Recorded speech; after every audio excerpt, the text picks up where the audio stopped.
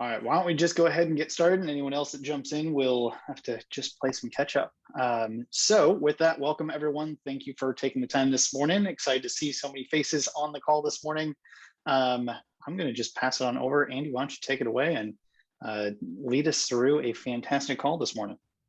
Excellent. Well, welcome everybody. It's great to see your faces again. So as always, this is always the fun question. So this is an open forum. So if you have something specifically that has jumped off your plate that you want to discuss, throw it against the wall. Let's see if it sticks. If not, my question as always,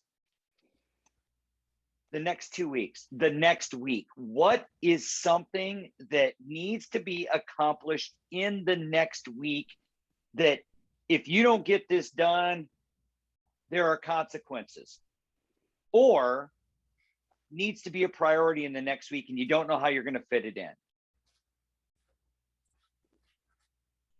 I see head shaking, nodding. Mario, So we're thinking. I'll jump in. So one thing that happened to me this past week was I had a bunch of family turmoil.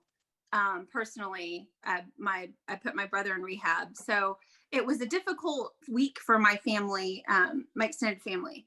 So for me, that was sort of a learning thing for me because I wasn't open to all the other options I had. I'm an insurance agent. So for me, I was really concentrating on just health and home and auto, and that was it. And I wasn't looking outside the box. I wasn't open to other opportunities. And then all of a sudden, when I opened myself up to that and just said, okay, there is an abundance of other things out there. I'm opening myself to be able to create those accounts, create that, work for myself. And they just started flooding in. And it was things I didn't expect. So just having that openness and knowing, inside you that you're open to those opportunities was a huge thing for me. And I didn't realize how closed I was to just what I was honed in on. And I needed to broaden my horizons and really just be open to the other opportunities. So that's what happened to me last week. And I've been using that this week. And it's been a great catalyst for me getting into other areas of my insurance business that I wasn't concentrating on. Excellent. So if I can ask the whole group here, so what kept you closed off to those other opportunities, Jess? I think I was laser focused on something that I knew was going to be fruitful, and I wasn't open to the possibility of other things coming in to add to that. So my focus was solely on what I knew was working at the time, not what the possibilities and abundance was outside that box. Interesting. So would you tell me, so that focus, so what brought you to the openness? What was your 2x4 or the Mack truck that hit you and you went, oh my gosh, I should be doing? So I have a life coach and she really set me on fire as far as, what else is out there? What are you closed off to? And it centered around food. We were talking about food, and I was like, oh, well, I'm open to any kind of food. I'm very good at that. And she was like, well, have you tried these things? Your health would be completely different if you opened yourself up to some of these other avenues of how you eat and where you eat and what you eat. So it really had everything to do with food, nothing to do with my business, but it flowed back into my business. And it was really interesting to me because I hadn't thought about it that way. I do gratitudes and devotional in the morning. So it popped up in my devotional again. And I was like, I need to pay attention to this. I really need to explore this in every aspect of my life. So I did it for business this weekend. It was game changer. Isn't that interesting? Anybody else have a similar experience where all of the sudden things are just like, oh, and it's just right there? I guess I can probably attest to that as well. I mean, that was the beginning of our week, and that's what triggered to send you that, that calendar, with everything I do. And and I'm listening to this Audible on, and you and I have talked about, listing all these activities, some of the things that could be delegated and things like that. But I felt that I was completely out of control on Monday. And like the 2x4 is like, okay, I need to regroup. I need to get back to sit down, lay it out again, put it in black and white. It's in front of me now. And everything is starting to feel kind of falling into place. So, like on Wednesday, after you having that conversation with you on Monday, I came back with re-energized again on, I think it was, Tuesday, we had a client visit offsite. On Wednesday, I came back to the office and I knocked out 2 things, one after another that needed to get done. I have not completed them, but I'm like 95% done on those 2 things. And that's revenue. That's money sitting that I've been sitting on that for over a month now. And so, yeah, I can see that sometimes you need to have that. You need sometimes to have that trigger that kind of hits you in the head and you have to react to it in a positive way, I guess. But yeah, I kind of go along with Jess about sometimes you need that, you need to step back and kind of reassess where you are. Excellent. Stephanie, have you ever had anything like that happen to you? Not in so much. I think actually for me, the opposite tends to be true. I used to do a lot of different areas of law, and I made the decision to not, litigate anymore. And that actually helped a lot. I think it was kind of the opposite situation where rather than like being too focused on one thing, we were doing too many different things, and kind of focusing in on just the things that we wanted to do really helped, because some of you know, when I was doing litigation, I was not a nice person. Litigation makes me a very mean person. So actually cutting that out has been extremely helpful. And yeah. So. I'm laughing with you. I didn't know you before, but thank you for being vulnerable. So I don't know if you were mean or not. That's not for me to say, but I can only imagine in litigation that we could become a little, there's a lot of people out there that probably get sprinkled with dumb dust when you're doing litigation. Yeah, that's pretty much the case. Excellent. So yeah, it's really interesting. So I look at business both ways. So, like for Jess, you saw something new that has brought opportunity. Mario found opportunity, and that's the thing. So it's interesting. The one thing, have you ever seen have we ever done the formula for change on this call? I don't think we have. No? All right. So I'm going to run through it really quick, and we're going to focus on the F, okay? So what we have, the formula for change is what you've all just gone through on so many different levels, and it can go this way or that way. But when we talk about the formula for change, it's D times V plus F has to be greater than R. And so right here, we're going to start over here, and this is, well, my R is a little bit better right now, but we're going to start with R. R is resistance, right? R is resistance, and resistance is what is stopping us from seeing what we need to see. So keep that in mind. What is stopping us? Then you work all the way back over to this, and F is first steps, but right here, this is dissatisfaction. What has us dissatisfied with where we're at today, right? So we start looking at the formula for change, and we look at, oh my gosh, I have dissatisfaction. So per what Stephanie just said, there were things that were dissatisfying about her doing that types of law. Nobody else can tell you that until you feel it. And that's the same things in our businesses on every level.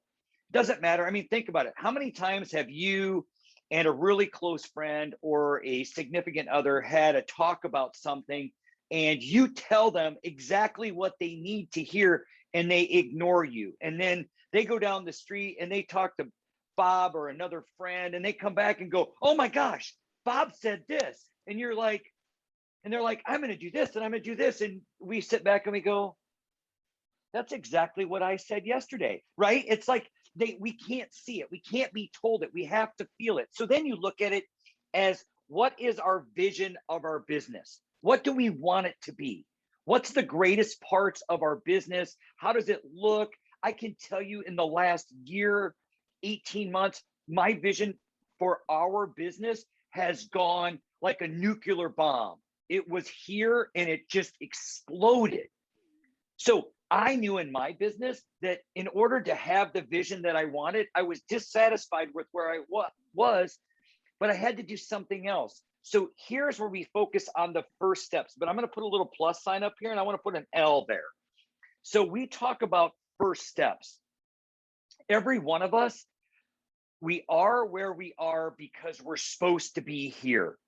The interesting thing is people are like, well, just figure it out. I was at a gym this morning and we were talking, and you have to go in, and he used this analogy. It was really interesting. When you go to a gym that has a bunch of machines in it, the machines help you use the proper movement of your body all the time, right? When you go to a gym that has free weights, your body has to learn how to do those movements.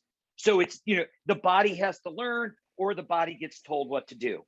So in business, is it really easy for others to tell us what to do in our business that aren't in our business every day? You guys know anybody like that? They just come in, they tell you they have a job, they work, for $18 an hour down at the shop, but they tell you how to do your job and how you can be better at it, right? We've all had it, we all see it. I get it, you get it. But we talk about dissatisfaction in our business times the vision plus F, first steps, has to be greater than the resistance. So I'm going to circle back to Jess really quickly. So you were talking about food, you were talking about areas of your life, and you do gratitudes. So you had or IBBMs, or you have things that mean a lot to you. So tell me, when you started seeing those types of actions in your business, or in your personal life that related to your business, what happened to the resistance? It was gone. And why do you think it was gone? Because now my vision was bigger than that. My vision was, okay, I could be, that completely changed my vision for my business. Excellent. Excellent. So the real question is what did you do about it? What was your first step? Reaching out to those clients that I knew would benefit from what I had to offer. That offering never even crossed my mind, because they were satisfied with the level of service they were getting now, and they were happy, but they could be happier. I could be doing a lot more for them. Love it. Love it. So now that you've done that and you started reaching out to them, what was your learning? What is your overall learning from this exercise that you just went through? Don't ever limit yourself within your business. I love it. So are the limits self-imposed? Absolutely. Absolutely. Thank you so much for being vulnerable and actually going through that with us. So let's move over to Stephanie, because you did you did something really unique. Your dissatisfaction was one area of the law. What pushed you to get past your resistance to stop that? What was your first step that you were just like, okay, I don't like this? What was your resistance that you had in your life that allowed you to continue to do that type of law practice for so long? So I was at a firm that only did litigation. So the dissatisfaction wasn't even apparent to me until my husband told me one day, you come home angry all the time. You're picking fights with me that I can't win.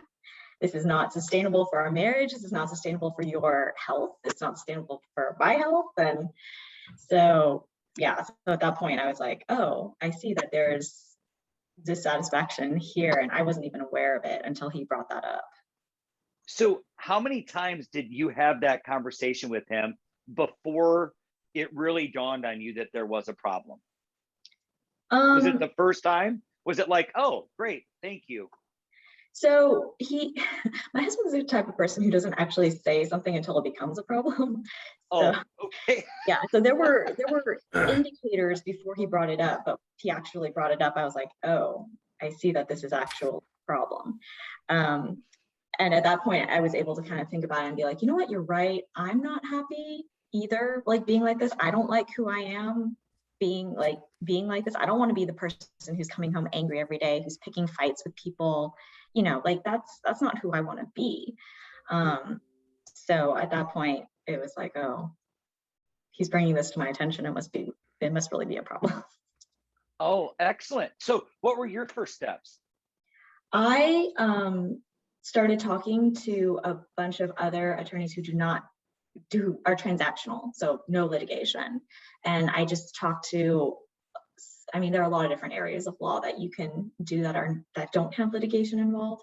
And eventually, after talking with many, many attorneys, I discovered that estate planners were the most normal, and they had, you know, they were the nicest, and they just kind of were like, you don't think of them as your typical attorney. I was like, that's who I want to be. Like, that's the kind of person I want to be.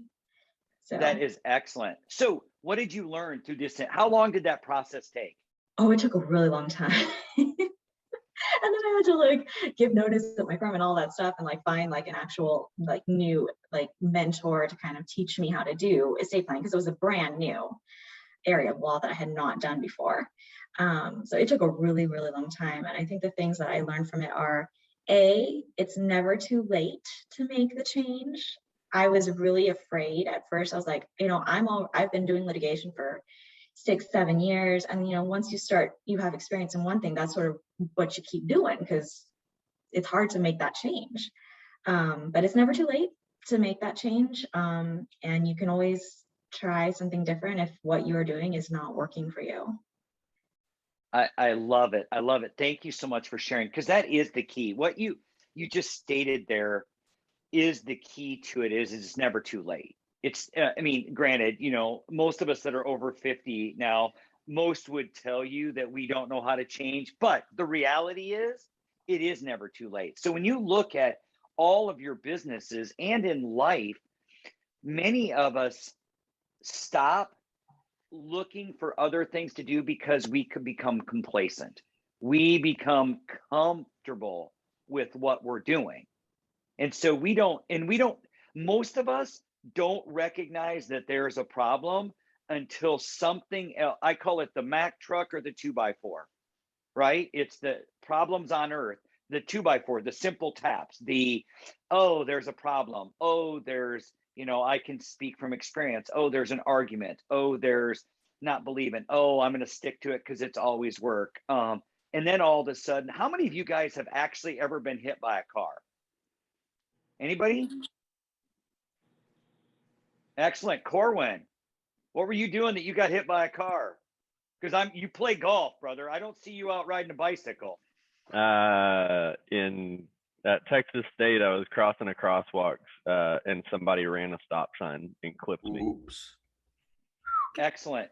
So I've been hit by 2 cars in my lifetime, both on bicycles. You'd think I would give that stuff up. Now, I tell you that because that stuff hurts. I don't know if it hurts more when the car hits you or you hit the ground. I'm not quite sure, but it hurts. Okay. So I tell you that because that's when what you just all went through, or you're seeing for the formula for change, this dissatisfaction is when you get hit by that car. That is when it becomes full circle to, oh my gosh, I have this. The taps are consistent resistance, right? Tap, tap, tap. Oh, I got this. It's not a big deal. Oh, I'm not going to change this. I'm not going to hire more people. I'm just going to keep going, doing what I'm going to do. And I always talk about, like, we were in, not we, my father and my grandfather before him had the moving business. And one of my hot buttons today is when somebody tells me, well, that's the way it's always been done. It was always funny. My grandfather did it one way. My dad's like, well, this is the way grandpa did it. This is the way we're going to continue to do it. Now, when people tell me to that, like, you do realize that the rotary phone is gone now. It's gone. We don't have that anymore. So these are the taps: resistance, doing things the same way, not seeing any ideas. The dissatisfaction when it's brought full force is that Mack truck that runs you over and you're like, oh my gosh, and it can be in a number of different ways. Our jobs in business and business owners, the entire purpose of the formula for change is right here. Doing something different every day. Doing 1% changes, doing something different, looking at it differently. It's so interesting as a grandparent now, the perspective that a 6-year-old has is just, as a parent, you don't see these things. As a parent, you're a parent and they're gonna do it because you want it done. As a grandparent, you see perspective. And yes, Tanner, I'm talking about your son. I know you figured that out, but who is the spit and image of him? But his perspective is just amazing. And when you talk about in life, first steps, looking at things differently. Now, don't get me wrong. There's some pretty funnies when I'm like, yeah, that's not going to work out really well for you. That's not going to work out. And I remember him one day telling me, Grandpa, why you always say that? I'm like, why? Because when you say that, I get in trouble. Oh, really? So it's me, right? So in business, we don't have that. We don't have the perspective all the time. But I challenge all of you to, we talk about education, implementation, awareness, and discipline. The awareness. I challenge all of you in your business to step back from it, to really step back from it and say, is there anything that I need to do differently? Are the processes that I'm using need to be changed? Is the outcome, are our products and services, do I need to change? That's the perspective I'm going for. And that's awareness to step back, because if you decide in your business to do something different every day, your business will exponentially change. It will exponentially grow all the time. Does that make sense?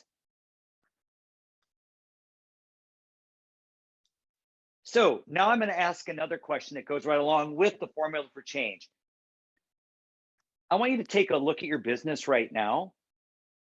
And I want you to write down one thing. If you had to holistically, right? Forest in the trees, trees in the forest. I'm asking you to pick out the flowers right in front of the trees. What is the one thing that has been going on in your business that has caused you dissatisfaction, that has a bunch of little taps over here, that maybe that you need to look at to change or to modify in your business? What is that one thing?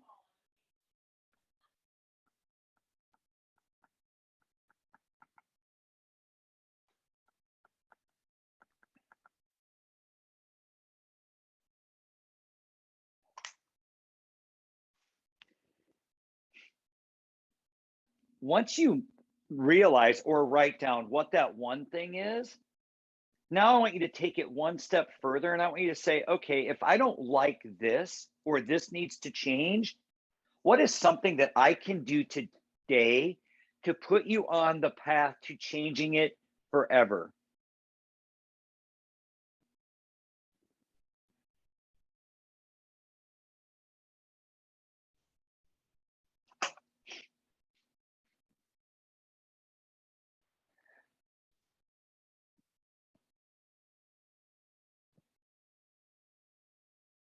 Can you ask that question again? What is the one thing that you want to change? And then if you look at that, then what is one thing that you can do differently today to put you on the path to change that forever or modify it forever?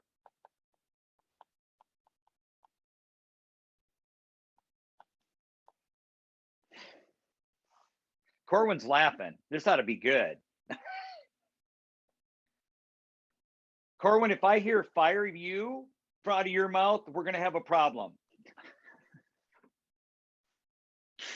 So who would like to share today? Anybody want to share theirs? And you don't have to by any means, but this is part of what we do in coaching is when we write it down, we mentally connect with it. When we say it, we really connect with it because it allows us the thought pattern to change it. So if anybody'd like to share, please come take yourself off mute. And this goes for you too, Tanner and Kat.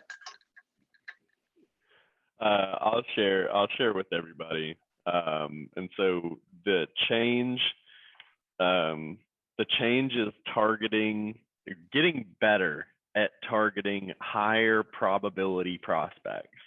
And the example that kind of taught me that lesson happened very recently. But what I'm starting to realize is that my space isn't from 1 million to 50 million in company revenue that are the business owners that are my highest probability. It's 3 million to 6 million is where what I'm starting to realize through patterns from my experience is that once a company gets over $3 million in revenue, it creates new problems for them that they've never had to deal with before.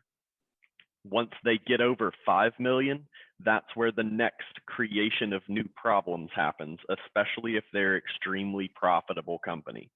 And so instead of, getting, what do you call it? I'll just say bold and calling $40 million companies and chasing these owners for, call them every other day for 3 weeks, trying to just get a hold of them. I also realized that space that I identified a moment ago, that those people are really easy to find. And then knowing the pain point, and then through experience again, knowing the pain points that I'm going to address, and particularly, we outlay the entire service and every service that we have across all phases of business development for business owners. And knowing the pain points based on where they're at and be able to cater to that instead of putting emphasis on places where I know like they just don't care. They can't possibly care about this right now. And the way that I'm going to accomplish that is by slowing down. Love it. Slow down to speed up. Slow down to speed up. Slow is smooth, fast is chaotic.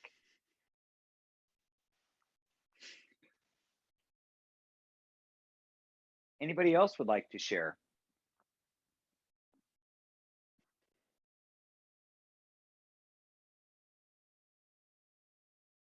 I'll say for me, it's continuing to cultivate the right team to bring together. That's probably the thing that causes the most resistance. Just getting comfortable with hiring more people, having the right people on the team, who to hire next, kind of all of that together, and being really good at managing that. Once they are on board and we manage to results and everything else that comes along with it.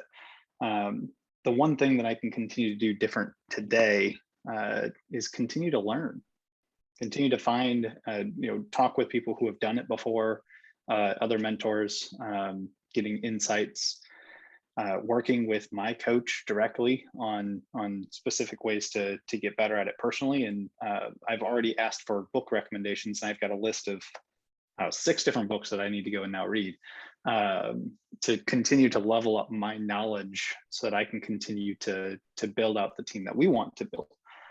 So that's probably my biggest area of resistance, is just cultivating the right team as we continue to speed up and scale in our business. Excellent. Thank you for sharing. One thing, when I come up with a big issue or even a small issue in my business or in any business that we talk to, this goes on the sheet in front of me. D times V plus F greater than R. And I start asking those questions of myself. What's my dissatisfaction? Oh my gosh, what do I really want? What does it look like? And I never can get to the first, I shouldn't say never, but I skip over F because then I look at, well, what's stopping me? Is it fear? Is it, am I in scarcity mindset? Or there's a lot of words that I use in my head, some that we can't say on this live recording here, but I have those conversations in my head, and I challenge all of you when faced with a decision to use this and not to focus on the resistance, but identify it, identify the vision, identify what is the hot point, what is your dissatisfaction, non-negotiable, whatever you want to call it. And then this is where everybody falls down at first, is everybody wants the silver bullet and they're gone. Everybody wants the answer to the problem. Many cases, there's many steps to get to the solution. All we ask people to do is 1% changes, first steps. First steps, what do we need to do first? Oh, we identified it, perfect. What next? Oh, it's, and some of these, like you talked about, Stephanie, it took a long time for you to rectify that area of your life, right? Whether it was a year or more, whatever it is, but you had to do something different every day in order to get to where you wanted to be, whether it was education, planning, talking to people. You went through a journey just to do it. Would you agree? And I mean, you probably would have loved to flip a coin or a switch and be like, okay, I'm going to a new firm. I'm going to do estate planning. I'm done. You're out, right? But it doesn't work like that. And that's what we have to continually remind ourselves of. Everything takes time. To build on that, I want to add in. It must have been 6 months ago. I was listening to another coach, and they had posed the question to a group on what's the one thing that you need to go learn today. Just one thing. If there was one thing that you had to go learn to improve your business, your life, whatever it was, it's the one thing you need to go learn today. Answer that question, then go learn it. And that, for me, that set me on a path of I can't stop learning now. I have to find that next thing that I need to go learn. Continue to, if we want to get to where we want to go, we have to have the education and the knowledge base behind it to get there, which goes right into this first steps piece. So I'll pose that question back to everyone here. What's the one thing that you need to go learn today to move you forward?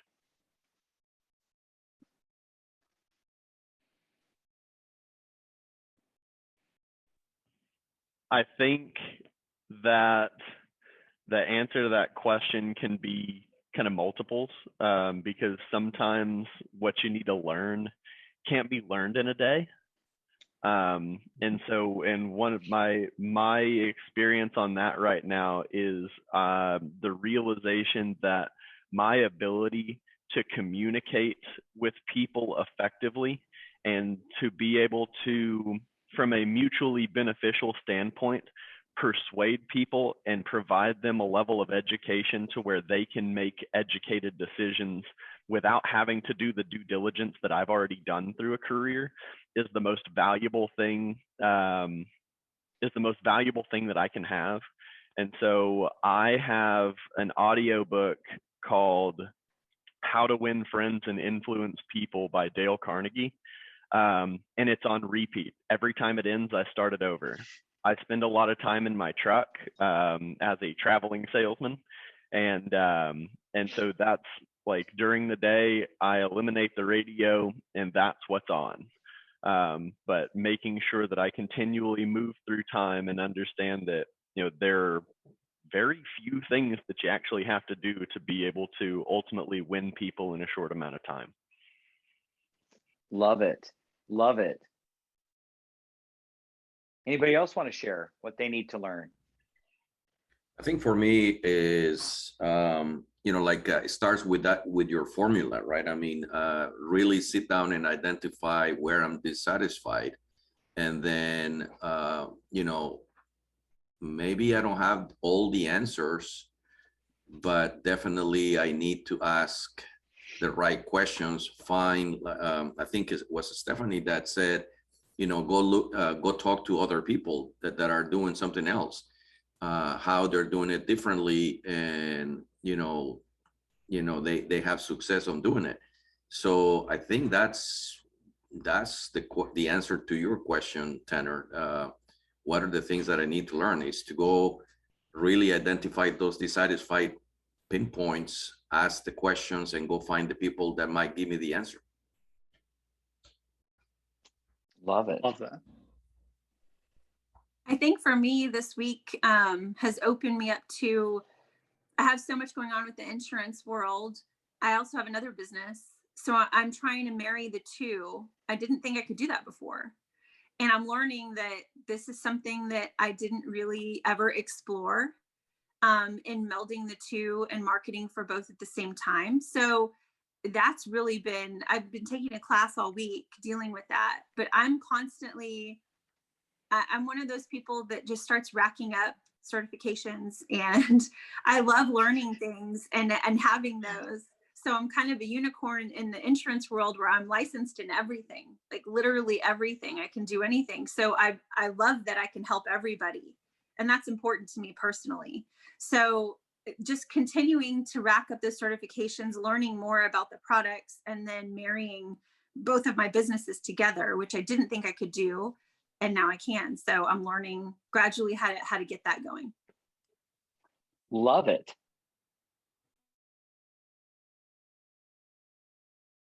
All right. So have any of you guys, I really appreciate you guys being along with us for this journey. And I hope everybody gains as much knowledge from everybody on this call than they do from us, because that's the most important thing, is how do we help each other grow and keep the community growing?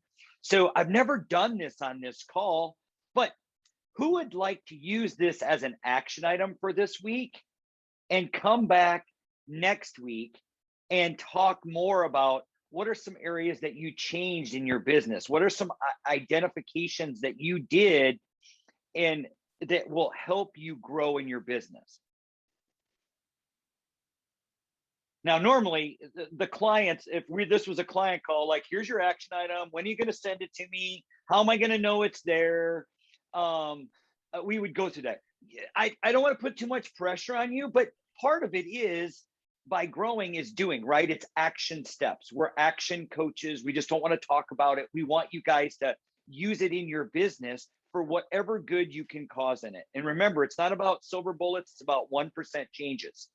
So can I invite you all back again next week? I know it's hard. You have a lot of things going on. You're busy people, but we'd love to hear from you. And I'd love for you guys to invite someone else to our group call and let them learn from all of y'all too.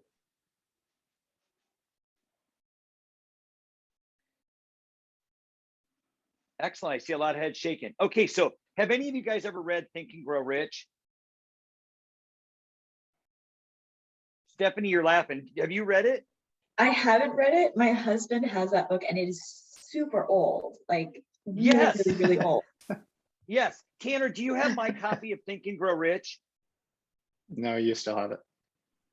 Well, it's MIA right now. So anyway, so here's what I challenge. Yes, Napoleon Hill.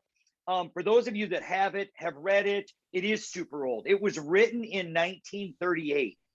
And Napoleon Hill was commissioned by Andrew Carnegie for 25 years. Let's do the math backwards.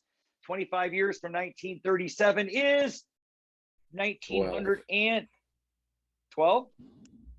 12. Perfect. So 1912, 25 years, he interviewed the greatest minds of that time. So I challenge you all, and I have the audiobook. If you have the audiobook, I challenge you to listen to chapter 9. Chapter 9 is on persistence.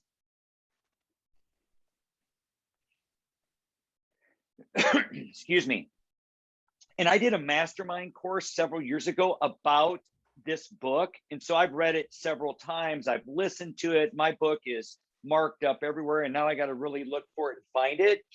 But the first edition books, meaning the first edition, not like I got the book from 1938, but the writing of the first edition is, or second edition, is really, really important because it speaks in the language of Napoleon Hill from those people of that time frame. So I challenge you to listen to chapter 9 or read chapter 9. It's on persistence.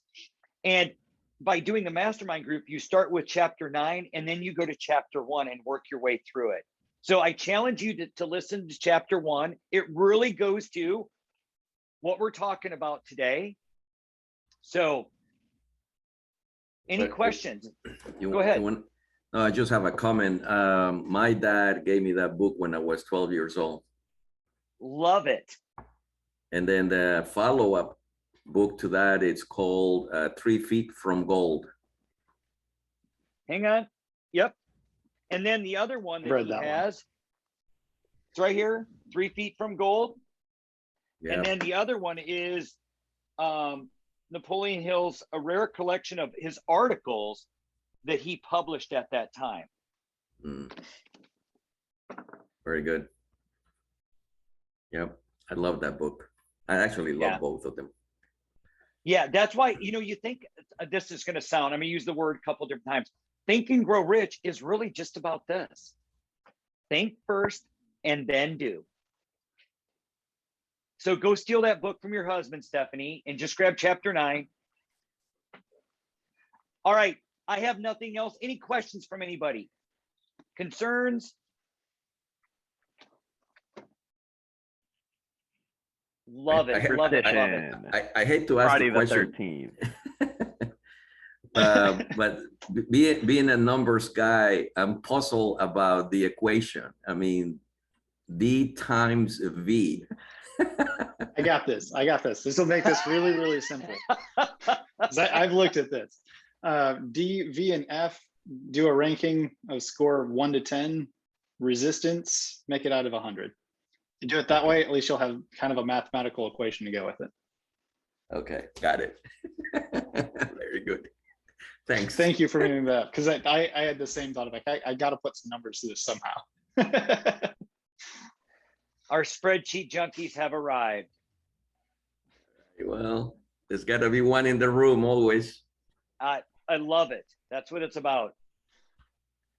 All right. Well, we are at 9:45. Tanner, you want to close us out? Sure. Just once again, thanks everyone for joining. As always, it's really fun when we have a larger group, get some further feedback and such as we go through this. So really and truly invite anyone that you think would gain value from this. Just to jump in, sit in, even if they don't want to participate 100% in that first one, but just kind of get a feel for what it is. But these conversations are just so much fun. I don't know about y'all, but it gives me a lot of energy as I get into kind of finish out my week on a Friday. So it's a lot of fun for me to have y'all here. So thank you. And make it a fantastic day, a fantastic weekend, and a just phenomenal week next week. And look forward to seeing many of you back here on Friday next week.